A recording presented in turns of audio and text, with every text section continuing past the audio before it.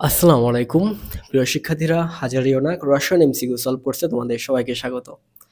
আজকে আমরা রসায়ন দ্বিতীয় পত্রের পঞ্চম চ্যাপ্টারটি, সর্বশেষ চ্যাপ্টারটি সলভ করব।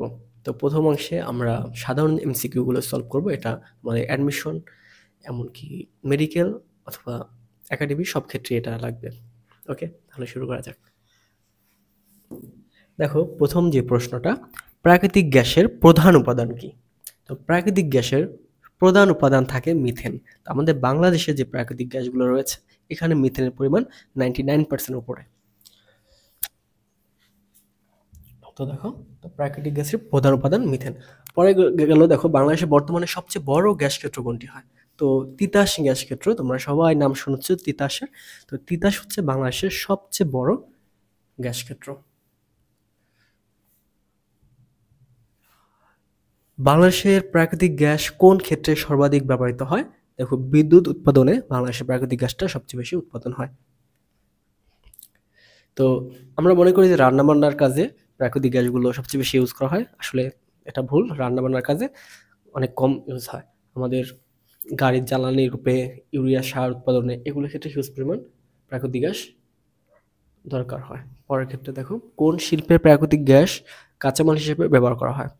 তো ইউরিয়া শিল্পে, ইউরিয়া শিল্পে আমরা ইউরিয়া সার প্রস্তুত করতে প্রাকৃতিক গ্যাস ব্যবহার করি। ইউরিয়া সার শিল্পে কাঁচামাল কোনটি? ইউরিয়া সার শিল্পের কাঁচামাল হিসেবে আমরা এখানে অ্যামোনিয়া ইউজ করি। পরের প্রশ্ন, তো অ্যামোনিয়া থেকে ইউরিয়াটা তৈরি হয়। তো প্রাকৃতিক গ্যাস উৎপাদনের জন্য বাংলাদেশের কয়টি ব্লকে বিভক্ত করা হয়? বাংলাদেশকে 23টি ব্লকে বিভক্ত করা হয়। তোমাদের বইয়ের প্রথম দিকে এই এমসিকিউ গুলো ছিল। তো এই চ্যাপ্টারে আজকে যেই এমসিকিউ গুলো রয়েছে, এটা আসলে জ্ঞানমূলক। তো এখানে একটু মুখস্থ টাইপের প্রশ্নগুলো আসবে বেশি।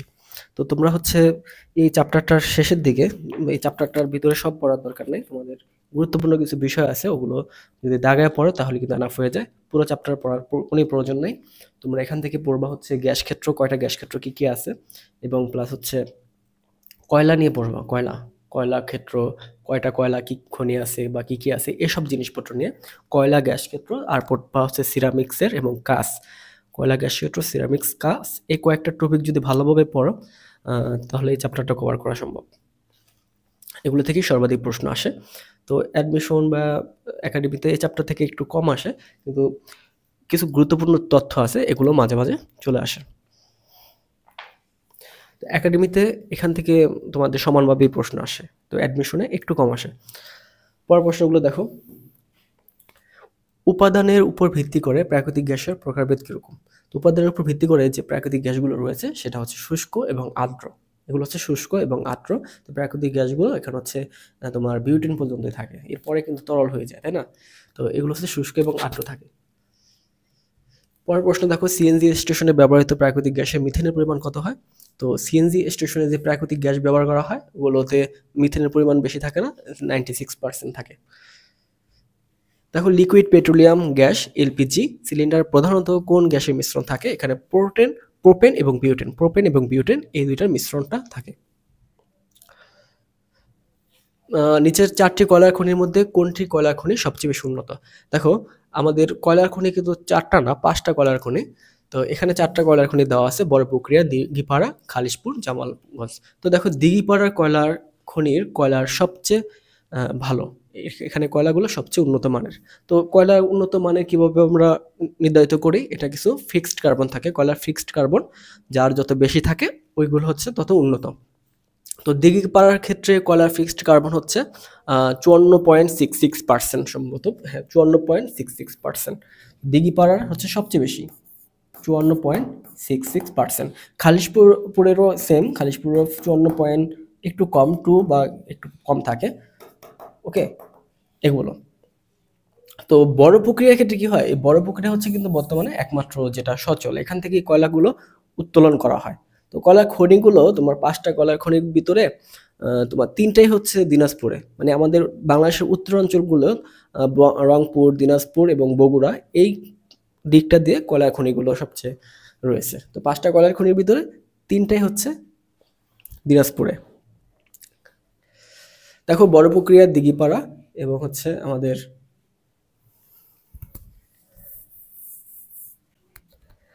আচ্ছা, এখন দেখো পরের প্রশ্নগুলোতে চলে যাই। জ্বালানি মানের বা ফিক্সড কার্বনের উপর ভিত্তি করে কয়লার সবচেয়ে ভালো কোনগুলো? দেখো, ফিক্সড কার্বনের উপর ভিত্তি করে সবচেয়ে ভালো হচ্ছে অ্যানথ্রাসাইট। অ্যানথ্রাসাইট।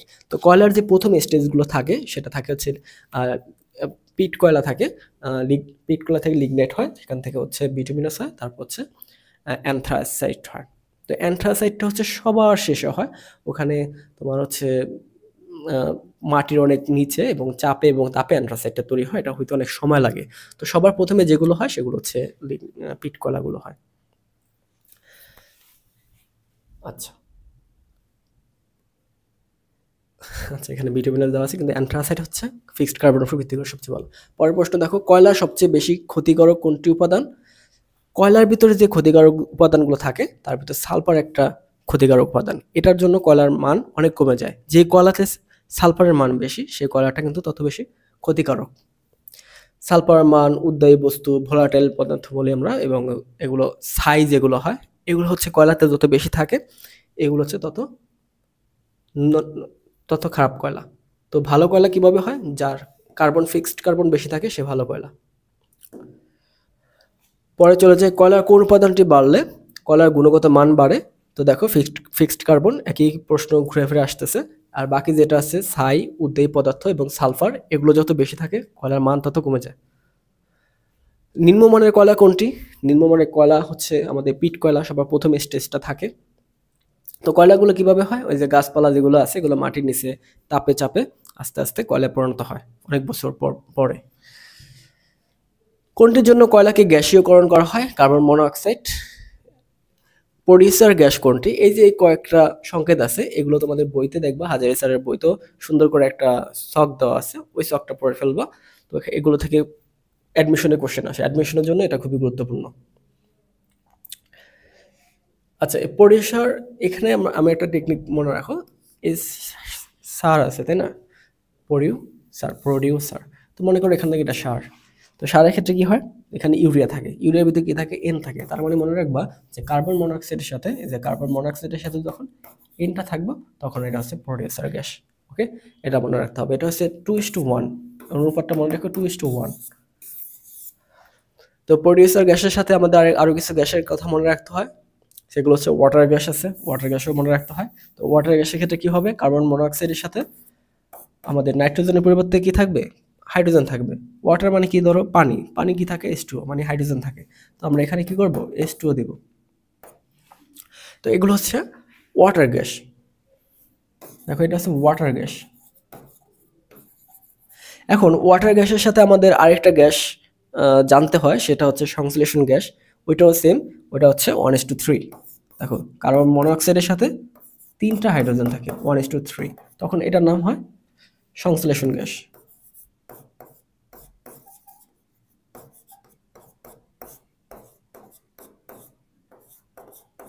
আচ্ছা, তো এই কয়েকটা মোটামুটি জানলেই হয়ে যায়। তো আমরা পরিষ্কার গ্যাস সম্পর্কে জানলাম, ওয়াটার গ্যাস সম্পর্কে জানলাম, সংশ্লেষণ গ্যাস সম্পর্কে জানলাম। তো সংশ্লেষণ গ্যাস এখানে আবার দেখতে দেখতে চলে আসছে। পরের প্রশ্ন দেখো, ওয়াটার গ্যাস কোনটি? সেটাও চলে আসছে। পরের প্রশ্ন, কোনটি জীবাশ্ম জ্বালানি? কয়লা হচ্ছে আমাদের একটা জীবাশ্ম জ্বালানি। পরের প্রশ্ন দেখো, ইউরিয়া সারে নাইট্রোজেনের শতকরা পরিমাণ কত থাকে? তো ইউরিয়া সারে নাইট্রোজেনের শতকরা পরিমাণ থাকে আমাদের, এই জায়গাটা হচ্ছে 46%। একটু মনে রেখো এই যে পার্সেন্টেজগুলো। তোমাদের এই যে হাজারি স্যারের অনুশীলনের প্রশ্নগুলো আছে না, এগুলো যদি ভালোভাবে পড়ে যাও এটাও কিন্তু যথেষ্ট। দেখো, ইউরিয়া শিল্পে কাঁচামাল কোনটি হয়? ইউরিয়া শিল্পে কাঁচামাল হিসেবে আমরা অ্যামোনিয়াটা ব্যবহার করে থাকি। অ্যামোনিয়া থেকে ইউরিয়া তৈরি হয়। কোন শিল্পে প্রাকৃতিক গ্যাস কাঁচামাল হিসেবে ব্যবহার করা হয়? ইউরিয়া শিল্পে। ইউরিয়া সার উৎপাদনের অন্তর্বর্তী কোন যৌগগুলো উৎপন্ন হয়?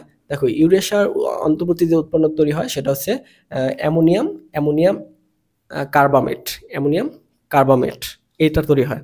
তো এরপর থেকে আবার যখন তাপে এখান থেকে এক অণু পানি বিয়োজিত হয় তখন এখান থেকে হয়ে যায় ইউরিয়া। দেখো, এটা যদি একটু খেয়াল করো, এটা তো ইউরিয়া না, এখান থেকে আমাদের তৈরি হবে ইউরিয়াটা।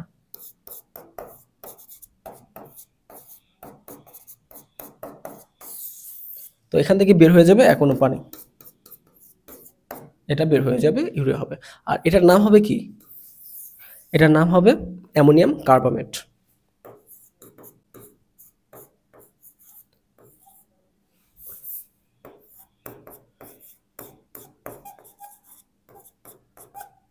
ওকে, কার্বমেট। ওকে, এই নামগুলো মনে রাখো, এগুলো পরবর্তীতে পাওয়া যাবে। পরের প্রশ্ন দেখো, নিচে কোনটি কাঁচ বা গ্লাস তৈরি হয়? তো sodium calcium D silicate, sodium calcium D silicate, এটা হচ্ছে কাঁচ শিল্পে কাঁচ তৈরিতে ব্যবহার করা হয়। যখন কাঁচগুলো তৈরি হয় ওখানে আমাদের সোডাস থাকে, সোডিয়াম কার্বনেট এবং ক্যালসিয়াম কার্বনেট, এদের সাথে সিলিকন ডাইঅক্সাইড বিক্রিয়াগুলো করে আমাদের সোডিয়াম ক্যালসিয়াম ডি সিলিকেটগুলো তৈরি করে। কোন শিল্পে অ্যানিলিন একটি গুরুত্বপূর্ণ ধাপ? অ্যানিলিন হচ্ছে কাঁচ শিল্পের একটি গুরুত্বপূর্ণ ধাপ, যেখানে গ্লাস তৈরি করা হয়। যে তৃতীয় নম্বর যে ধাপটা ছিল, প্রথমে গলন, তারপর হচ্ছে তৃতীয় নম্বর ধাপটা হচ্ছে অ্যানিলিনটা থাকে, তৃতীয় নম্বর ধাপে অ্যানিলিনটা থাকে। তো এটা হচ্ছে কাঁচ শিল্পে, কাঁচ শিল্প বা গ্লাস শিল্পে। তোমরা গ্লাস এবং সিরামিক বা সিমেন্ট শিল্প, এখান থেকে কয়েকটা গুরুত্বপূর্ণ বিষয়গুলো দাগে দাগে একটু পড়তে হবে এই জায়গা থেকে। তো অ্যানিলিনের 4টা প্রক্রিয়া ছিল, সেটার ভিতর কাঁচ একটা। কাঁচ উৎপাদনের নিচে কোনটি গৌণ উৎপাদন হিসেবে ব্যবহার করা হয়? দেখো, গৌণ উপাদান হিসেবে ব্যবহার করতে পারি এখানে আমরা, যে কাঁচ হিসেবে আমরা সোডিয়াম সালফেটটা ইউজ করি, সোডিয়াম সালফেট, সোডিয়াম কার্বনেট এবং হচ্ছে সিলিকন ডাইঅক্সাইড। তো সিলিকন ডাইঅক্সাইড যেটা আছে, সিলিকন ডাইঅক্সাইড হচ্ছে মুখ্য উপাদান, এগুলোর মাধ্যমে কাজটা তৈরি করা হয়। তো সোডিয়াম সালফেট, এটাকে আমরা গৌণ উপাদান ধরতে পারি। পরেরটা, নিচের কোনটি কাচের প্রধান উপাদান নয়? তো প্রধান উপাদান নয় এখানে সোডিয়াম কার্বনেট, এগুলো হচ্ছে প্রধান উপাদান নয়। আর অ্যালুমিনিয়াম অক্সাইড। আচ্ছা দেখো, সিলিকন ডাইঅক্সাইডটা একদম সবার প্রধান, সাথে থাকে সোডিয়াম কার্বনেট এবং এই যে ক্যালসিয়াম অক্সাইড, এটার সাথে যদি আমরা সোডিয়াম সালফেট বিক্রিয়া দিই তখনও কিন্তু কাঁচ তৈরি হয়। আর এই অ্যালুমিনিয়াম অক্সাইড, এটা আমাদের দরকার হবে না। কাঁচের বিক্রিয়াগুলো একটু দেখো, কাঁচ কিভাবে তৈরি হয়, অনেকগুলো বিক্রিয়া আছে ওখানে, তোমাদের বইতে সুন্দরভাবে দাগানো আছে। তো তোমরা যদি চাও, আমি হচ্ছে এই আমাদের দাগানো যে বইটা আছে ওটা ছবি তুলে তোমাদের রিসোর্সে অ্যাড করে দিতে পারি, তোমরা ওখান থেকে দেখতে পারো।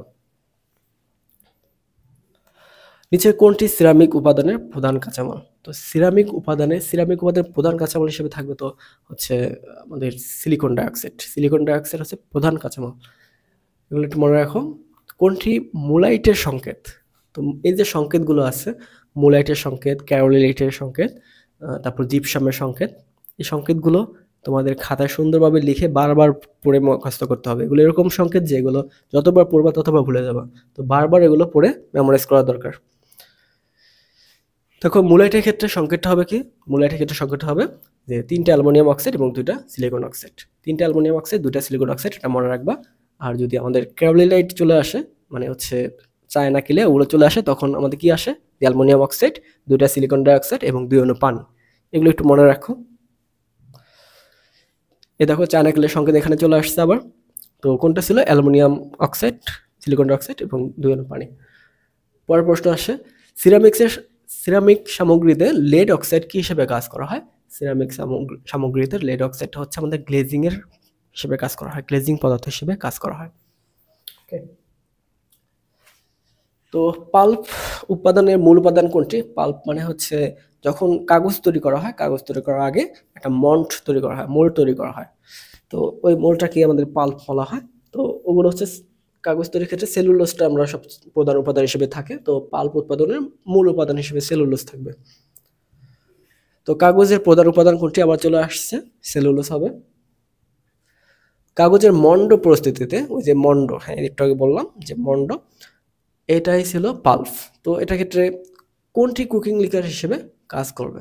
তো কুকিং লিকার হিসেবে কাজ করবে, দেখো এই জায়গাটা আমাদের, দেখো সোডিয়াম সালফার এবং সোডিয়াম হাইড্রোক্সাইড এবং সোডিয়াম কার্বনেট। ওকে, এগুলো স্যারের বইতে যে যে কয়টা এমসিকিউ আছে এগুলো একটু ভালোভাবে দেখে যাও, তাতেই এনাফ। এই অধ্যায়ের জন্য স্যারের বইতে যে কয়টা প্রশ্ন আছে এগুলোই ভালোভাবে কমপ্লিট করে যাও, তাতেই যথেষ্ট হয়ে যাবে। পরের প্রশ্ন দেখো, ব্ল্যাক লিকারের বর্ণ কীরকম? তো ব্ল্যাক লিকারের বর্ণ ব্ল্যাক মানে কালো বোঝো না, এটা হচ্ছে বাদামি বর্ণ হয়, ব্ল্যাক লিকারের বর্ণটা বাদামি হয়, এটা একটু মনে রাখতে হবে। তো ব্ল্যাক মানে কালো নয়। কাগজে মন্ড বা পাল্পের বিরঞ্জক পদার্থ কোনটি? তো এই ক্ষেত্রে আমাদের দেখো আমাদের যে ব্লিচিং পাউডারটা ইউজ করি বিরঞ্জক তৈরি করতে।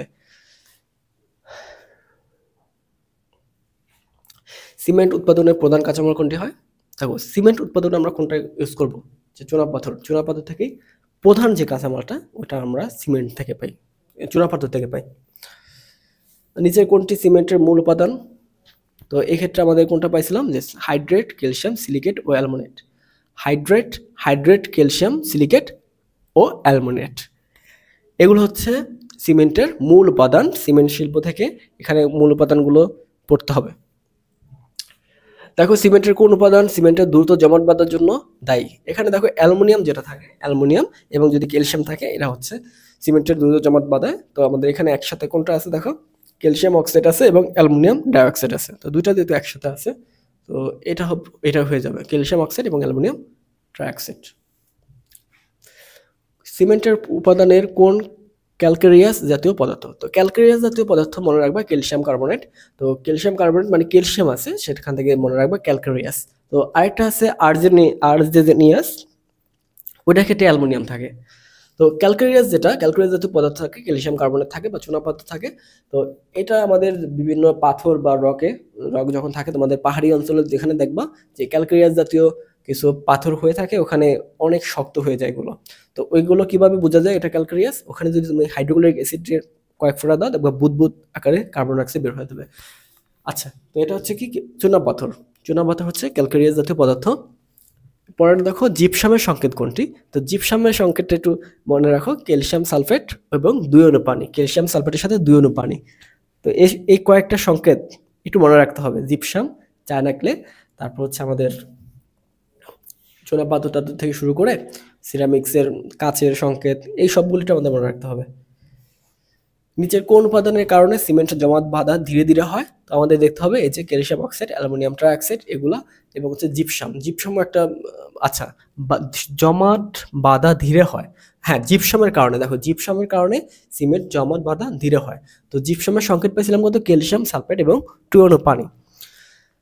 তো এই যে সিমেন্টটা ধীরে ধীরে জমাট বাঁধে এর কারণে কিন্তু আমাদের যেই ফাউন্ডেশনটা হয় বা যেটা আমরা স্ট্রাকচারটা তৈরি করি ওটা খুবই শক্তপোক্ত হয়। সিমেন্ট যত ধীরে জমাট বাঁধে তত শক্তপোক্ত হয়। পরের ক্ষেত্রে দেখো সারা বিশ্বে সর্বাধিক ব্যবহৃত সিমেন্ট কোনটি? তো পোর্টল্যান্ডের যে সিমেন্টটা আছে, পোর্টল্যান্ড সিমেন্ট, এটা সারা বিশ্বে ব্যবহৃত হয়। নিচে কোন উপাদানের কারণে সিমেন্ট জমাট বাঁধা ধীরে হয়? তো একটু আগে দেখলাম জিপসাম, এখন আমরা এখানে তো জিপসাম দেওয়া নেই, অন্য যেটা আছে সেটা আমরা ইউজ করে দেখো অ্যালুমিনিয়াম ট্রাইঅক্সাইড আছে, ক্যালসিয়াম কার্বনেট আছে, সাথে সিলিকন ডাইঅক্সাইড আছে, তাহলে এটা আমরা ধরবো। তো সিলিকন ডাইঅক্সাইড, বালু যেটা, ক্যালসিয়াম অক্সাইড এবং অ্যালুমিনিয়াম অক্সাইড।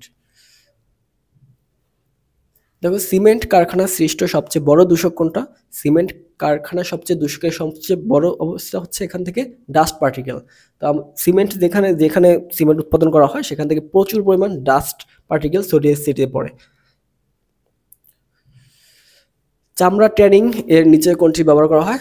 তো চামড়া ট্যানিং এ আমরা জানি ক্রোমিয়াম ব্যবহার করা হয়, ক্রোমিয়াম সালফেটের যৌগটা ওটা ব্যবহার করা হয়, এটার মাধ্যমে চামড়া ট্যানিং করা হয়। তো চামড়া ট্যানিং ক্রোমিয়াম সালফেট দ্বারা তৈরি করা যায়, আবার ন্যাচারালি করা যায় যেটা উদ্ভিদ ট্যানিং বলা হয়। ওই ক্ষেত্রে আমরা কি করি, সুন্দরবনের যে ম্যানগ্রোভ গাছপালা আছে ওদের যে রস মূল থেকে বিভিন্ন রস সংগ্রহ করে ওগুলোর মাধ্যমে ট্রেনিং করি, দ্রবণগুলো আছে ওগুলো থেকে চামড়া ট্রেনিং করি। তো ওই ক্ষেত্রে কি করতে হয়, দিনের পর দিন সব কয়েকদিন ধরে চামড়াটাকে ডুবে রাখতে হয়। পরের প্রশ্ন দেখো, চামড়ার পিকলিং এর শতকরা কত ভাগ হাইড্রোক্লোরিক অ্যাসিড থাকে? তো চামড়া পিকলিং এ 1.5 মাত্র 1.5 হাইড্রোক্লোরিক অ্যাসিড থাকে। এটা হচ্ছে পিকলিং এর ক্ষেত্রে কি হয়, যে সোডিয়াম ক্লোরাইড যে দ্রবণ থাকে, সোডিয়াম ক্লোরাইডের সাথে এই যে সালফিউরিক অ্যাসিডের 1.5% মিক্স করে রাখতে হয়, ওইটার ভিতরে হচ্ছে চামড়াটাকে পিকলিং করা হয়। পরের প্রশ্ন দেখো, ঢাকা শহরে কোন শিল্পের দূষণে পানি সবচেয়ে বেশি দূষিত হয়? তো ঢাকা শহরে কোন পানি দূষিত যেহেতু হয় তাহলে চামড়ার সাথে সম্পর্কিত চামড়া শিল্প। তো চামড়া শিল্প কি হয়, যে ক্রোমিয়াম গুলো থাকে এগুলো পানিতে চলে যায়, সেই পানির মাধ্যমে আমাদের ভিতরে চলে আসে। আচ্ছা দেখো, ইটিপি এর পূর্ণরূপ কোনটা? ইপিটির পূর্ণরূপ হচ্ছে effluent treatment program, plant, effluent treatment plant, effluent treatment plant. তো এই ইফ্লুয়েন্ট ট্রিটমেন্ট প্লান্ট দিয়ে কি করা হয়? তরল যে বর্জ্যগুলো আছে ওইটাকে শোধন করা হয়। কোন জাতীয় বর্জ্যের জন্য ইটিপি ব্যবহৃত করা হয়? তরল পদার্থের ক্ষেত্রে, তরল যে বর্জ্যগুলো থাকে ওগুলোর ক্ষেত্রে আমরা ইটিপি বা ইফ্লুয়েন্ট ট্রিটমেন্ট প্লান্টে ইউজ করি। ইটিপি দিয়ে কি কি করা হয়? তো একই প্রশ্ন আসতেছে বারবার। তো শিল্পের বর্জ্য পানি পরিশোধন করা হয়, শিল্পের বর্জ্য পানি পরিশোধন করা হয়। পরের প্রশ্ন দেখো, ইটিপি কি? ইটিপি কি? ইটিপি হচ্ছে তরল শিল্প বর্জ্য পরিশোধন। তো ইটিপি দিয়ে অনেক প্রশ্ন চলে আসলো। শিল্পের সূক্ষ্ম ছাঁকনি দ্বারা কি করা হয়? সূক্ষ্ম ছাঁকনি যেটা আছে ওটা গ্যাসকে পরিশোধন করতে ব্যবহার করা হয়। তো গ্যাস মিশ্রণ থেকে বিষাক্ত গ্যাস পৃথক করা, তরল মিশ্রণ থেকে উপাদান পৃথক করা, তরল প্রবাহ থেকে কঠিন বস্তু পৃথক করা, গ্যাস প্রবাহ থেকে ধূলিকণা পৃথক করা। হ্যাঁ, তো গ্যাস প্রবাহ থেকে যে ধূলিকণা থাকে, গ্যাসের ভিতরে ধূলিকণাগুলো থাকে ওগুলো পৃথক করে এই সূক্ষ্ম ছাঁকনি দ্বারা। দেখো, রিসাইক্লিং বা পুনঃপ্রক্রিয়া কি? তো এটা কি করে? এর মাধ্যমে পরিত্যক্ত বস্তুকে পুনরায় ব্যবহার করা হয়। তো রিসাইক্লিং এর দিকে এখন সবাই মনোযোগ দিচ্ছে বিশ্বে, কিন্তু এই ক্ষেত্রে আবার রিসাইক্লিং এর সমস্যা হচ্ছে এখানে আবার তাপমাত্রা বেড়ে যাচ্ছে, মানে কার্বন ডাইঅক্সাইড তৈরি হচ্ছে এখানে, এবং বিশ্বের যে উষ্ণতা ওইটা বৃদ্ধি পাচ্ছে। ঠিক আছে, বিশ্বের উষ্ণতা যেটা কার্বন ডাইঅক্সাইড বা গ্রিন হাউস গ্যাস ওগুলো আছে বৃদ্ধি পাচ্ছে। এই জন্য আবার রিসাইক্লিং এটার লাগামও টানি ধরছে, অনেক জায়গায় এটা নিয়ন্ত্রিত মাত্রায় করে, মানে চাইলেও বেশি মাত্রায় করে না, কারণ কার্বন ডাইঅক্সাইড অনেক বেশি এখান থেকে বের হয়। তো 1 ন্যানোমিটার সমান কত? 1 ন্যানোমিটার মানে 1 × 10⁹9। দেখো 10⁹9 মিটার, এটা আমরা সবাই জানি। ন্যানো কণার পরিসর কোনটি? ন্যানো কণার পরিসর হচ্ছে 1 ন্যানোমিটার থেকে 100 ন্যানোমিটার পর্যন্ত। 1 ন্যানোমিটার থেকে 100 ন্যানোমিটার পর্যন্ত। তো আজকে বললামই, আজকে এগুলো বোঝানোর কিছু নেই, এগুলো হচ্ছে একটা হচ্ছে মুখস্থ টাইপের, তোমাদের যার মেমোরাইজড করার ক্ষমতা সবচেয়ে ভালো তার জন্য আজকে সুবিধা হবে। আচ্ছা দেখো, ন্যানো অবস্থায় পদার্থের অপটিক্যাল বা চুম্বকীয় বা বৈদ্যুতিক ধর্ম পরিবর্তনের কারণ কি? কারণ হচ্ছে কণার তলের যে ক্ষেত্রফল, কণার তলের ক্ষেত্রফলের কারণে এরা প্যারাচুম্বক হয়ে যায়, চুম্বকীয় হয়, বৈদ্যুতিক ধর্ম পরিবর্তন করে এবং অপটিক্যাল এই এগুলো দেখায়, পরিবর্তনগুলো দেখায়। পরের প্রশ্ন দেখো, নিচের কোনটি স্থূল বস্তু বা ন্যানো কণা বস্তুর উভয়ের উপর একই? স্থূল বস্তু না, এটা হচ্ছে স্থূল বস্তু হবে, একটু মিস্টেক হয়েছে। দেখো, এটা হচ্ছে স্থূল। তো স্থূল বস্তু বা স্থূল বস্তু ন্যানো কণা বস্তুর উভয়ের জন্য। দেখো যে এদের ভর, বস্তুর ভর এটা কিন্তু উভয়ের জন্য একই থাকবে। ন্যানো কণার বৈশিষ্ট্য নয় কোনটি? তো ন্যানো কণার ক্ষেত্রে কি হয়, যে পরমাণু সমূহের চেয়ে আকারে ছোট হয় না, পরমাণু সমূহের চেয়ে আকারে ছোট হয় না, পরমাণুগুলো অনেক ছোট। তো ন্যানো কণার রেঞ্জ তো আমরা জানি এক ন্যানোমিটার থেকে 100 ন্যানোমিটার, পরমাণু এর চেয়ে ছোট। ইউভি আলোতে দেখা যায় এবং দৃশ্যমান আলোতে দেখা যায় না, প্রাচুম্বক ধর্ম প্রদর্শন করে। তো প্রাচুম্বক ধর্ম প্রদর্শন করে, এটা আমরা দেখছিলাম ন্যানো কণার বৈশিষ্ট্য, এবং আলোতে দেখা যায় না, ইউভি আলোতে দেখা যায়। তো প্রথম নাম্বার যেটা আছে পরমাণুর চেয়ে আকার ছোট, এটা আসলে সঠিক নয়। পরের প্রশ্নের দিকে চলে যাই। সানস্ক্রিন লোশন তৈরিতে কোন ন্যানো পার্টিকেল ব্যবহার করা হয়? সানস্ক্রিন লোশন তৈরিতে সোডিয়াম জিঙ্ক অক্সাইড ব্যবহার করা হয়। একটু পড়তে হবে এগুলো। চায়না কেলে, দেখো চায়না কেলের সংকেত চলে আসছে, এগুলো আমি পড়তে বলছিলাম। চায়না কেলের সংকেতগুলো এগুলো প্রথমেই দেখাই দিয়েছিলাম, চায়না কেলের সম্পর্ক সংকেতগুলো, এগুলো অবশ্যই মুখস্থ করতে হবে। আর্জিলেসিয়াস, দেখো আর্জিলেসিয়াস দ্রব্য কোনটি? তো এই ক্ষেত্রে অ্যালুমিনা হচ্ছে আর্জিলেসিয়াস। এগুলো যখন থাকে তখন এগুলো খুব শক্ত হয়ে যায়। ক্যালকারিয়াস দ্রব্য কোনটি হয়? ক্যালকারিয়াস দ্রব্য এখানে আমাদের কি থাকে, চুনা পাথর, যেটার ভিতর ক্যালসিয়ামটা থাকে। তো এটা আমরা আগেই দেখে আসছিলাম। ট্যানারি শিল্পে বর্জ্যে থাকা ক্ষতিকর উপাদান কোনটি? ক্রোমিয়াম সালফেট যেটা ইউজ করা হয়, তাই না? ক্রোমিয়াম সালফেট যেটা ইউজ করা হয়, ওখান থেকে তো ক্রোমিয়ামটা বের হয়, তো সবচেয়ে ক্ষতিকারক হচ্ছে ক্রোমিয়াম। ট্যানারির ক্রোমিয়াম আয়ন ইটিপি এর কোন প্রক্রিয়ায় পৃথক করা হয়? তড়িৎ বিশ্লেষণ, জীব প্রযুক্তি, প্রভাবন। তড়িৎ বিশ্লেষণ প্রক্রিয়ায় ইটিপির মাধ্যমে ইটিপির মাধ্যমে তড়িৎ বিশ্লেষণ প্রক্রিয়া পৃথক করা হয়। পরের প্রশ্ন দেখো, চামড়া কিউরিং এর প্রয়োজনীয়তা কি? তো এক্ষেত্রে কি হয়, নরম, মসৃণ, তারপর হচ্ছে ব্যাকটেরিয়া মুক্ত রাখা। তো চামড়া কিউরিং এর মাধ্যমে কি হয়, ব্যাকটেরিয়া মুক্ত করতে পারি। আচ্ছা, কোন অ্যাসিডটি কাঁচকে ক্ষয় করে? তো হাইড্রোজেন ফ্লোরাইড কাঁচকে ক্ষয় করে, এটা খুবই সিম্পল। নিচের কোনটি ন্যানোকণা সংশ্লিষ্ট নয়? দেখো, ন্যানোকণা কোনটি সংশ্লিষ্ট নয়, কোনটির সাথে ন্যানোকণার সম্পর্ক নয়? তো quantum dot, graphene, semiconductor, fullerene ন্যানোকণার সংশ্লিষ্ট নয়। ফুলারিন কোন মূলের রূপভেদ? তো ফুলারিন এটা কার্বন ছিল, কার্বনের রূপভেদ, এটা হচ্ছে ফুলারিন।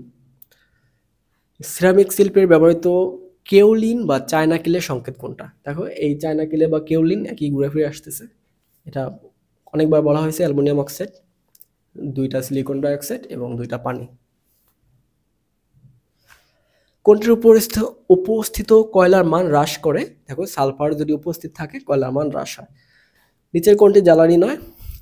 এখানে দেখো, হাইড্রোজেন, মিথেন, কার্বন সবগুলোই কিন্তু জ্বালানো যায়, জ্বালিয়ে হচ্ছে তাপ এবং আলো উৎপন্ন করে।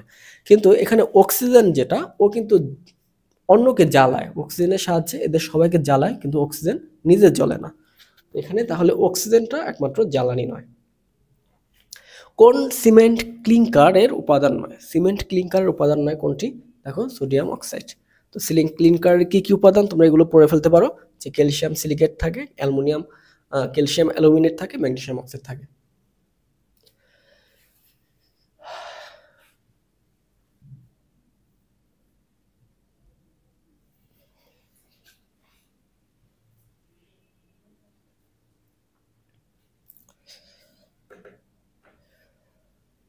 আচ্ছা, তো এরপরে যেগুলো আছে আমাদের যে বহুপদী প্রশ্নগুলো ছিল, বহুপদী এবং অভিন্ন প্রশ্নগুলো রয়েছে, এগুলো আমরা আরেকটা ক্লাসে সলভ করে দিচ্ছি।